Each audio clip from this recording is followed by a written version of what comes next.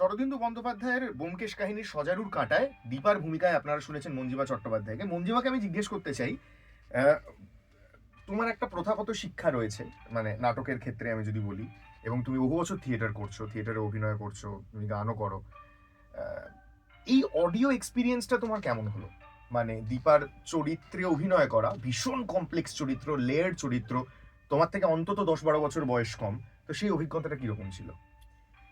প্রথমত অডিওর এক্সপিরিয়েন্সটা একদম বেশ কিছুটা আলাদা, মানে থিয়েটারের এক্সপিরিয়েন্সের থেকে বেশ কিছুটা আলাদা। কারণ এখানে তো আমাদের কোনো রকম বাহ্যিক অভিনয়ে দেখতে পাওয়ার কোনো জায়গা নেই।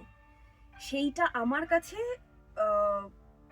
যেহেতু খুবই নতুন কাজ করছি, সেক্ষেত্রে একটু চ্যালেঞ্জিংই ছিল বটে। এবং দীপার ক্ষেত্রে যেহেতু বয়সটা একটা ফ্যাক্টর আমার কাছে, তো প্লাস দীপার চরিত্রের অনেকগুলো শেডস, সেগুলো ধীরে ধীরে একটু একটু করে খুঁজে বার করতে হয়েছে। অবশ্যই সেটাতে একটা বিশাল সাহায্য তুমি আমাকে করেছো এই গোটা রিহার্সাল প্রসেসটার জন্য, মানে প্রসেসটার মধ্যে দিয়ে।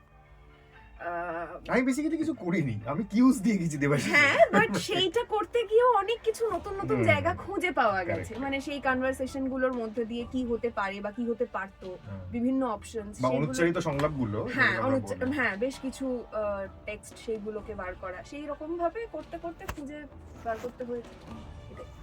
এবার আপনারা বলুন, এই সত্যান্বেষণের পথ, মানে মঞ্জিমার যে দীপার সত্য অন্বেষণ, সেই সত্যান্বেষণের পথ কতটা ভালো লেগেছে আপনাদের বা কতটা মন্দ লেগেছে, যে কোনো ফিডব্যাকই আপনারা দিতে পারেন। ইউটিউবে শোনা যাচ্ছে শরদিন্দু বন্দ্যোপাধ্যায়ের ব্যোমকেশ কাহিনী সজারুর কাঁটা, দীপার ভূমিকায় মঞ্জিমা চট্টোপাধ্যায়।